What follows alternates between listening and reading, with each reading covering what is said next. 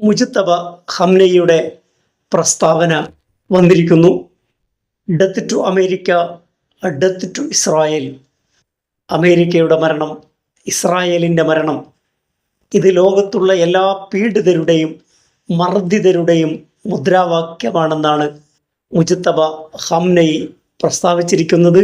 അമേരിക്കയുടെയും ഇസ്രായേലിൻ്റെയും പതനം എല്ലാ മുസ്ലിം രാജ്യങ്ങളുടെയും അടിച്ചമർത്തപ്പെടുന്ന മുഴുവൻ ജനവിഭാഗത്തിൻ്റെയും മുദ്രാവാക്യമായിരിക്കും എന്നാണ് ഖംനയി പറയുന്നത്.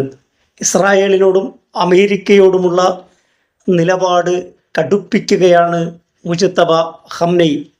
സമാധാന കരാർ നിലനിൽക്കെ വീണ്ടും ബന്ദർ അബ്ബാസിലും അതുപോലെ ഫലസ്തീനിലും ആക്രമണം നടത്തിയ ഇസ്രായേലിൻ്റെയും അമേരിക്കയുടെയും നടപടിയാണ് ഖംനയിയെ ചൊടിപ്പിച്ചിരിക്കുന്നത്.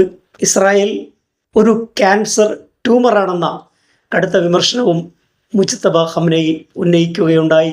സമാധാന സന്ധി സംഭാഷണങ്ങൾ നടക്കുന്നതിനിടയിലും ഇസ്രായേൽ അമേരിക്കൻ സഖ്യത്തിനെതിരെ ഇറാൻ ശക്തമായ പ്രതിരോധ നീക്കങ്ങളുമായി മുന്നോട്ട് പോവുകയാണെങ്കിൽ മേഖലയിലെ സംഘർഷം പെട്ടെന്ന് അവസാനിപ്പിക്കാൻ കഴിയുമെന്ന് തോന്നുന്നില്ല.